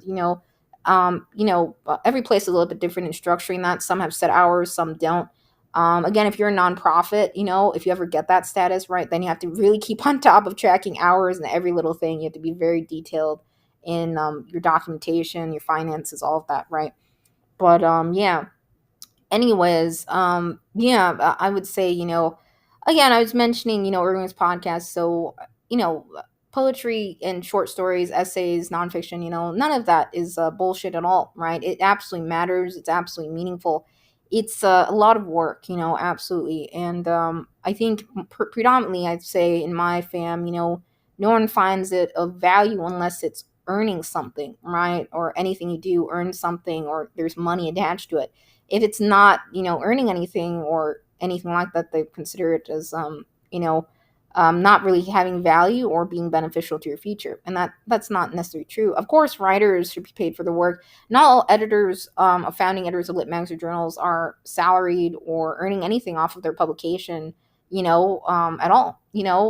Some are just scraping by or hanging on by a thread. It is very tough to sustain a publication. So I wanted to show Only Poems because I think they do a good job of showing, hey, you can set up membership tiers, you can offer workshops, you can, if you're, great around a topic or, maybe have guest involved, others who are subject matter experts be involved in your publication, facilitating sessions, workshops, yeah, do that. There are other publications out there who, again, do workshops and events and feedback sessions totally. And then they use that, the workshop fees to cover expenses a bit further, to pay writers, contests, to all do that, So there are various ways you can facilitate that.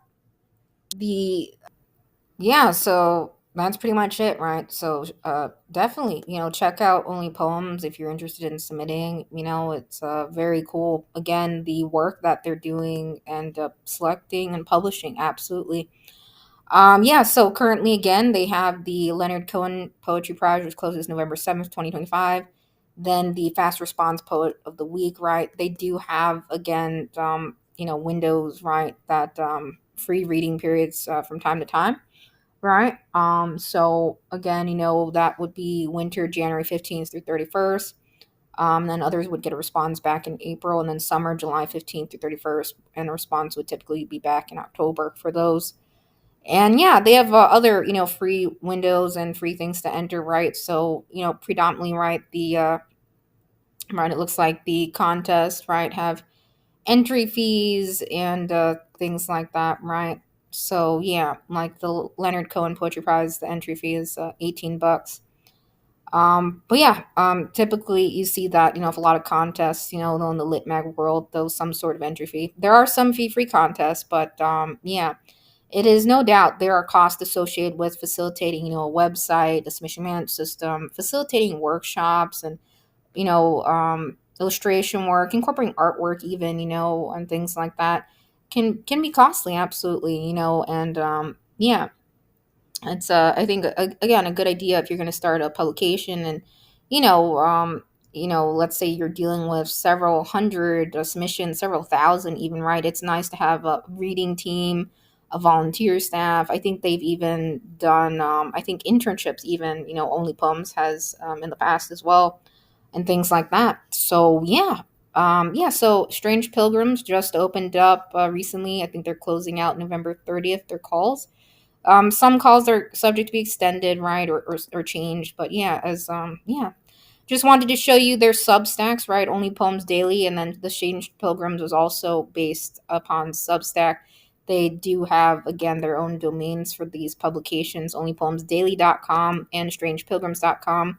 And then their website, again, onlypoems.net, which you see here, right? And yeah, so a very clean site layout and design overall. Everything's easy to find. They have a contact, section to, reach out to them via email, right? A submission portal, links and everything, you can easily navigate.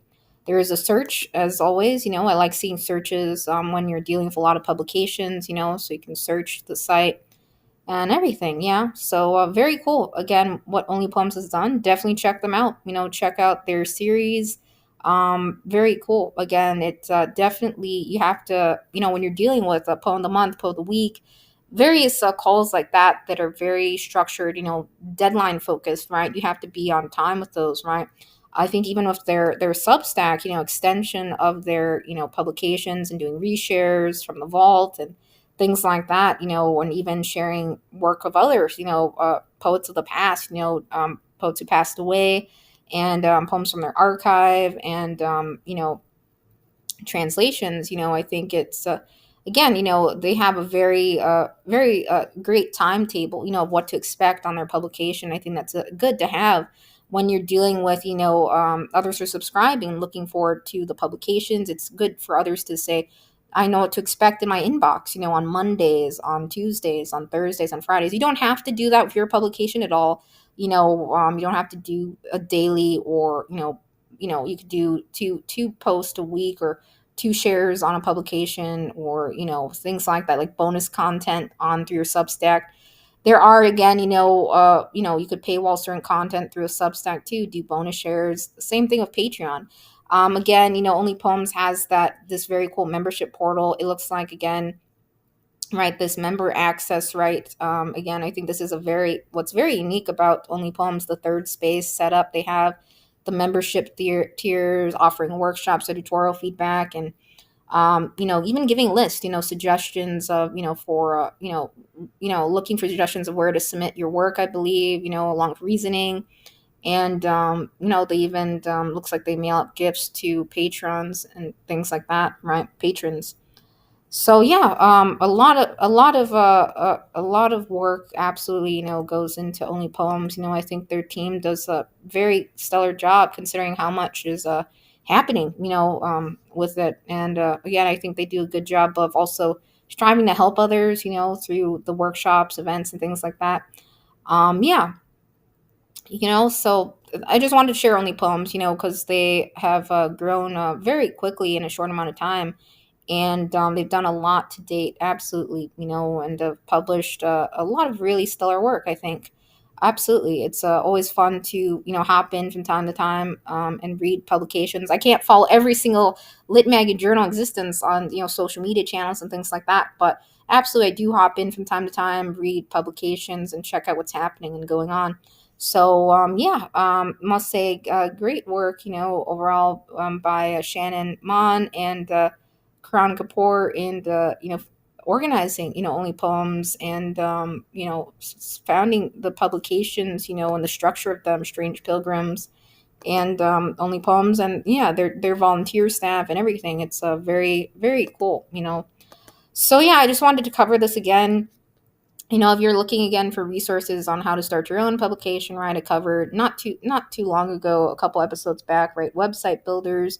I covered various pros and cons of Substack, and I covered a little bit of alternatives to Submittable, and form builders. Even I covered other submission management systems out there, like a new one this year, Subfolio, which we're on, Dippity Litmag and Dippity Press. But yeah, it looks like Only Poems possibly, with Strange Pilgrims, that second publication they've opened up is possibly looking at possible print anthologies. So I think that's really cool. Totally, I would pick up, print anthologies or issues if Only Poems ever starts that up one day. Sometimes, publications start off as strictly online digital, and then they branch out into maybe print or anthologies even.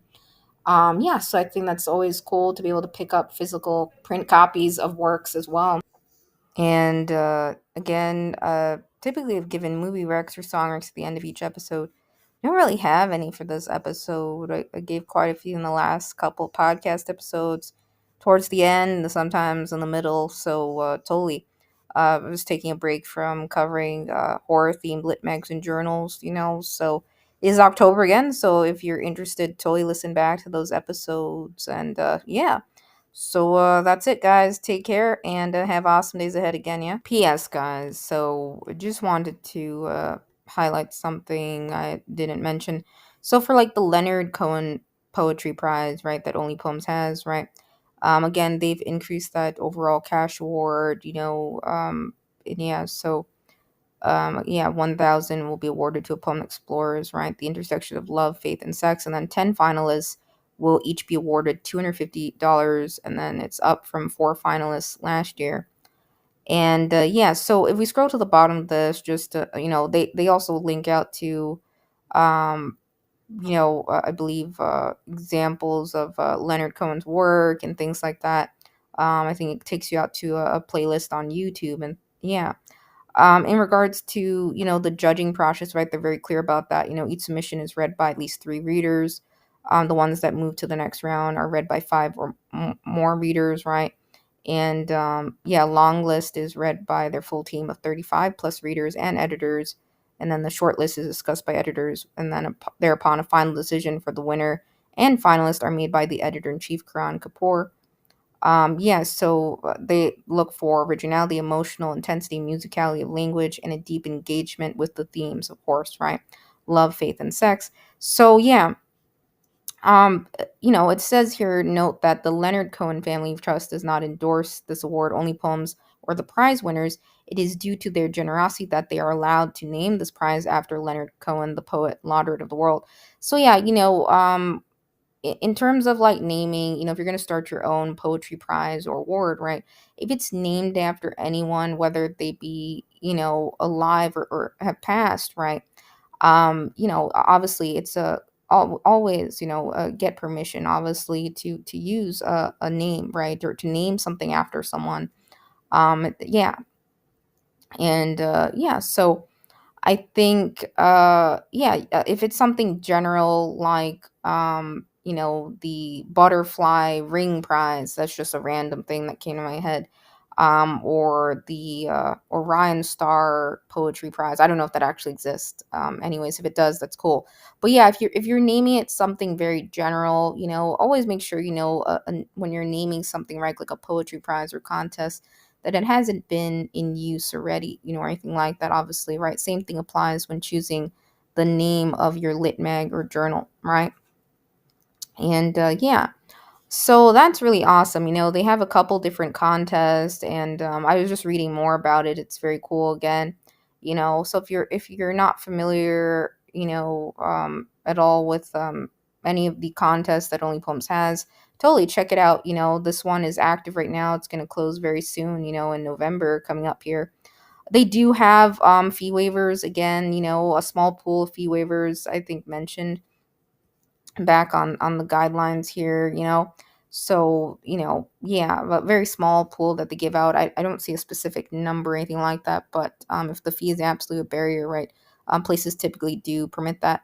The thing I like about Subfolio is that we have the ability, I'm not talking about Submittable, Subfolio is that we have the ability to generate like a fee waiver link and to send that out to a poet or writer or artist who's requesting a fee waiver, right, for whatever call it may be.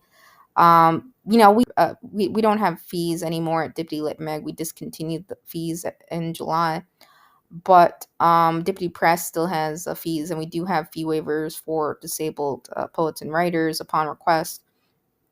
So yeah, um, and yeah, so from time to time, if you run into a case where, you absolutely cannot pay a fee, right, you could, reach out to the publication. Every publication has a different process for handling fee waivers requests.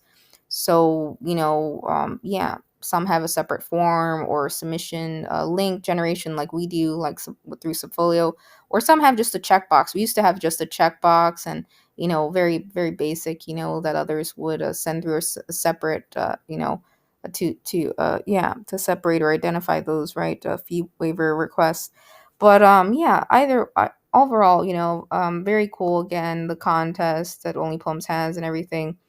One thing I will mention, so obviously, AI comes up a lot in terms of submission guidelines of lit magazine journals nowadays. So I didn't see anything stating that, but obviously you want to, use your own heart and mind. That's what I'd say when you're writing a poem, when you're creating something from scratch. It's so beautiful, right? We were all, given our own minds, our own hearts. When you're just, using an AI prompt of some kind, or a generator of some kind, right? It's just regurgitating, and mashing together work that already exists out there. That's not, original. That's not a human piece, right? That's devoid of being human. I think it's so important to have that originality there. So I'm not sure. Maybe it's somewhere on their site. Maybe I missed it. But I just want to reiterate that a lot of contests and calls or lit mags and journals out there in the world, a majority of them you'll come across state no AI work, right? Yeah, that's all I'm saying. So every lit mag or journal is a little bit different around that policy. Some are like, if you do use AI, let us know. And then some never tell you, and then you catch it after the fact, and then it creates a whole mess for the lit mag or journal. Right, I showed you examples on this podcast. I think a lit mag or had discovered a AI work for a cover was actually art submission was actually AI generated, and they had to pull it down or remove it and replace it, because they didn't want that, right? And yeah, same thing, plagiarism cases happen all the time, in the lit mag journal world, and those have to be taken out, pulled, retracted. It creates a mess for, lit mags and journals. So I just wanted to tack that on. Again, yeah, I don't have any movie recs for this podcast episode. Sorry, guys, but totally, if you're looking for some horror themed lit mags and journals, I covered a couple, like three or so at least, places, yeah, that are dive into that horror genre. And you can find more even through chill sub search database and duotrope listings or duo someone's discover page and so forth, right? Tons of ways. Listen back totally to the Q&A series of this podcast. I think that'll definitely help. I'm hoping to do a mix of Q&As and talking about a few more lit mention journals. Again, there will be a drop-off point at some point in time. I promise you, there will be a drop-off point where you won't see as many episodes from me, but still, subscribe. Give some episodes a thumbs up if it helps you. It helps others discover maybe a lit mag or journal, or it could be helpful to them. Those looking to start their own lit mag journal press, or even for submitters. Maybe covering this helps. Me talking through this stuff. And yeah, it's just supposed to be helpful, and hopefully it does. That's the whole point of it. But yeah, so overall, Only Poems is awesome. I think what they've established to date, in terms of workshops, resources, and the collective, the sessions, MFA help, really stellar. Because I have not seen any other lit mag or journal, to my knowledge, do all of this. Right? It's a lot, right? Absolutely. And yeah. So that's pretty much it. Very cool membership portal set up, absolutely. With the ghost and thesis theme and thing, I think that's very unique as well. So yeah, very very cool poetry prize and awards, and contests that Only Poems has. I think there are absolutely some large contests and calls out there, that get into the thousand range or a couple $100 for even finalists. And not a lot of places can do that. Again, pay writers for their work or hold contests, cash award prizes. Some start off small and then gradually increase it over time. And yeah, so it really it varies. So that's basically it, guys.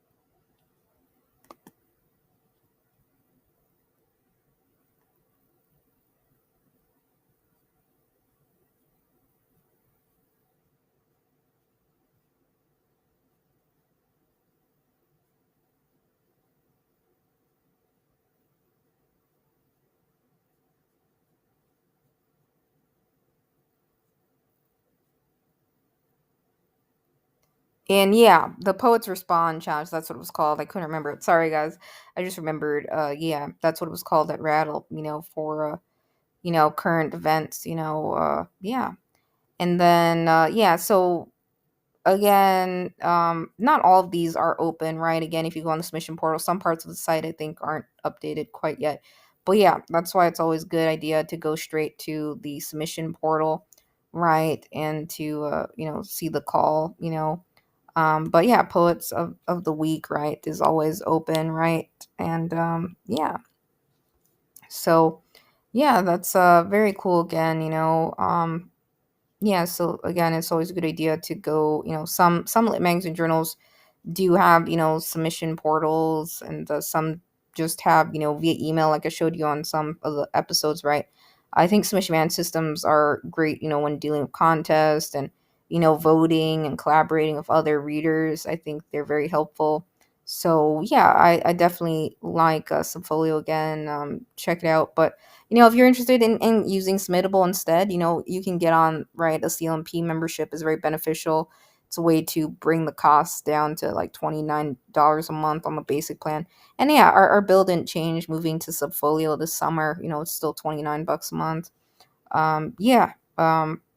So that's all. Yeah. So I think it's always a good idea, again, to be very clear about how a contest is judged, which they do very well, the transparency of it, the process of it, so others understand, how many rounds it goes through, and things like that, right? How many readers are on the team, all of that, or reviewing this call, right? Very very beneficial to do that, be as transparent and as clear as possible on the overall reading process, because I think some lit mags and journals just like say, oh yep, it'll be reviewed when you send it to us, and then but when do you get back, have to specify, right? When do you get back to others? When's the decision date? Is it going to be extended if you don't get enough submissions for the call, which happens sometimes for some smaller lit mags and journals or presses, or new calls? It happens sometimes. Contests are extended, especially if it's going to be a print issue, right? You need a certain amount, sometimes to complete an issue, right? Or to choose a winner, right? If you have a set amount of, and things like that. And yeah, so be as specific as possible when you're creating your own guidelines for a contest or call. Take a look at some of the other contests in existence if you're going to start your own lit mag or journal. Yeah, whether it be online, print, or both, right? So yeah, that's all. Now I promise, guys, now signing off. Now I am officially. So yeah, that's all. Definitely read more of Only Poems, and don't forget to check out Strange Pilgrims again. Yeah, so that's pretty much it. Again, very very awesome, Only Poems. So take care, guys. Yeah.